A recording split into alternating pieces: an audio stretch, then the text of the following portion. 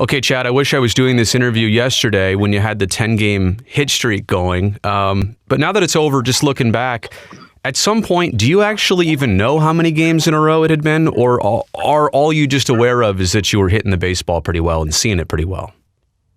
I had no idea how many games it was, to be honest with you, especially with the big gap, the layoff with the COVID IL. I did not know. Yeah, that's right. It really segmented how you were going, and then you had to kind of pick up and start from scratch again. What was that like now that you're back fully in the fold, to be absent and to be missing activities for so long? I feel like I felt some residual effects for like probably 4 or 5 days after I came back, just fatigue with my body and getting adjusted to playing again. It's slowly starting to wear off.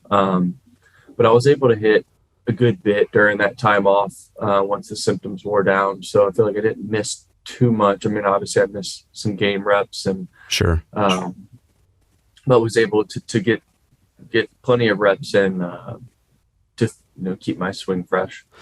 I don't know if I'm bringing up a sore subject here or not, but 26 games and you've yet to draw a walk this year.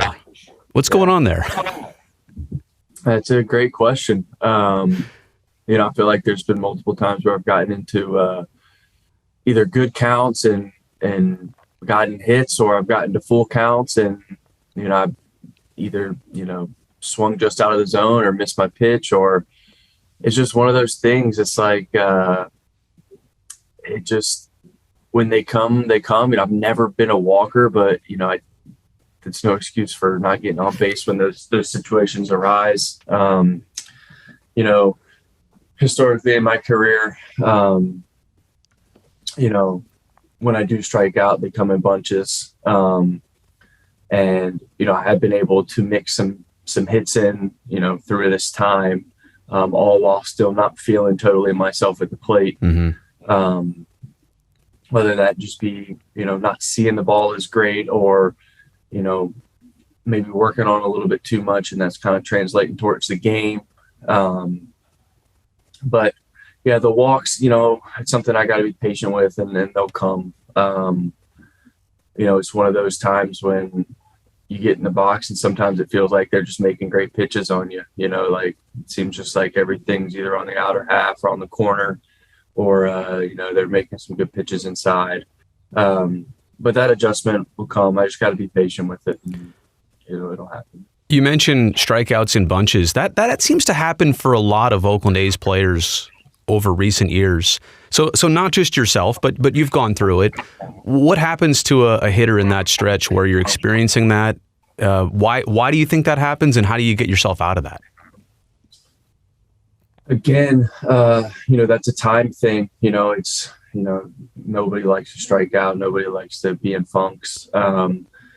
But there's a physical aspect, there's a mental aspect to it, and sometimes when you step into the box, to be totally transparent, sometimes it just feels like you're starting with 2 strikes. Like every hitter's been through that. Yeah. And I think that's when you really got to bear down on yourself and just go into compete mode. And not every day you're going to feel great. Not every day you're going to be like, the ball is looking like a beach ball. There's days where you just that you just got to battle and you got to give it everything you got. And, sometimes that happens. And I feel like every hitter at some point in their time has felt that, where they're like, you know what, today may not be a day where I just feel like I can let it loose and hit a couple doubles and a homer. There's days where I got to get into the box and battle, and I got to have competitive at bats. And, that's one thing I'll say is, while, I have struck out in bunches, of late, it seems like just scattering strikeouts here and there.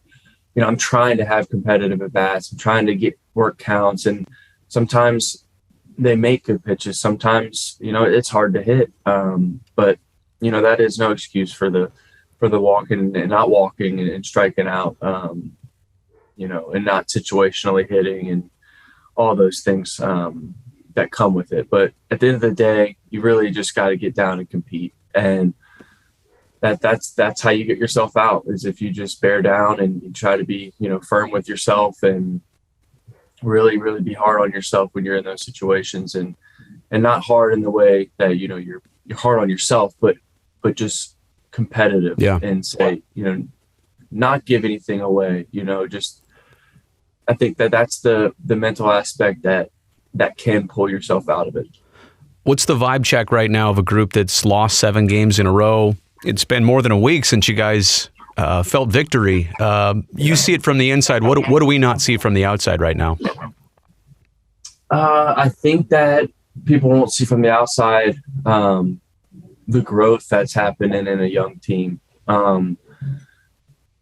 We probably have 3 guys on our team, in Elvis, Biscotti, and Jed, that have played every day in the big leagues for a long period of time, or stretch, an everyday role. So guys are growing in that way, and myself included. I've never, played every single day. So I'm learning the nuances of making adjustments day to day when I'm not feeling great, when I'm not feeling good mentally, when I'm not feeling good physically. And the same goes for the other guys that are learning that about themselves. I think that you start to see that in the clubhouse, what guys need to do as far as their work and physically in the weight room to get ready for the game, and learn how to wash a game where you're 0 for 4 with 3 strikeouts. And, I think those are the things that people are learning as they go. And I know that, in the big leagues, it's hard to have patience, because, it's a win. You got to win. You want to win. But with a young group like we have, and the talent that we do have in the clubhouse, regardless of age, I think that there is growth, and it's not fun losing, but I think there is growth to be had in what we're going through right now. And, when we look back in a couple months, and if we can take something from this time where we're struggling, then, not all is lost on it. It's well said. You guys are also in such a busy span, 15 games in 13 days, and then you also had 17 straight game days to start the season. And I know it's what baseball players do. It's the nature of a big league season. That being said, when you get to the ends of those stretches, it's got to be almost like survival mode more than anything else. Yeah, it's hard. There's no doubt about it. But like you said, at the end of the day, that's the job. And at one point or another, we've done it. We've all played 17 games in a row. We've all had to come to the yard that many times. And, you get into the flow, you do. Like, it does get hard towards the end, but, there is a flow to it where you're in your routine and you're back to the field and you're back to the field, so it's not all bad. And it's especially, those first 17 games, I think that, we did a pretty dang good job. Yeah. Hey, you've changed numbers a couple times with the Oakland A's. Did you wear like 19 at one point? Then you were 4? 18. Oh, 18 was my first number. Yeah, okay. That was just the number I first got. And then last year, Mitch came in, and that's Mitch. Mitch had worn that number his entire career. That's right. So we traded for some things, and well, you're on number 10 now. That's my question, actually. And it's a season, an off season where Ray Fosse passed. Everybody knows that is his number that he wore. I was just wondering, like, if you ever realized that coincidence as you took 10 back in kind of the timing of it. And I know you've talked about, his passing and what he meant to the A's. Has that ever been put together for you? So it did get put together for me in spring training. 10 was a number that I wore a lot of my childhood and a lot of the teams that I played on growing up and in high school. And then in spring training, after I got the number, it got brought up to me. And it's a really cool honor to be able to wear that this year. With a guy who did mean so much to the A's community, the team, the players, the media, all the above. So definitely an honor to have it. Hey, we've talked a lot about challenges in this interview, right? Going through hitting streaks and ruts and wins and losses and all that stuff and a lot of games. But after a game day, right, when you just need to unwind, whether it was a good day, bad day, whatever, What's the trick? What's the secret to refreshing so that when you come back to the ballpark the next day, you're ready to start from square one again? That's a great question. I think everybody has their own way of handling it. I think for the most part, if you asked 100 baseball players, they would majority of them would say it's not easy sometimes, especially when you're on one side of it, Right. The struggling side, because by nature, we're competitors and everybody wants to be successful and win and play a role in winning. But trying to separate the two and have a life outside of baseball and not bring that home to your home life, or finding things that are important to you, or I don't want to say that really matter, because the game does matter, but things that in the grand scheme of life can bring you back and kind of bring you back, whether that be family. For me, my wife, my son, my dog, like going home, like, and just being dad, he's still young enough to know that I didn't go over 3 or over 4 with 3 strikeouts. So,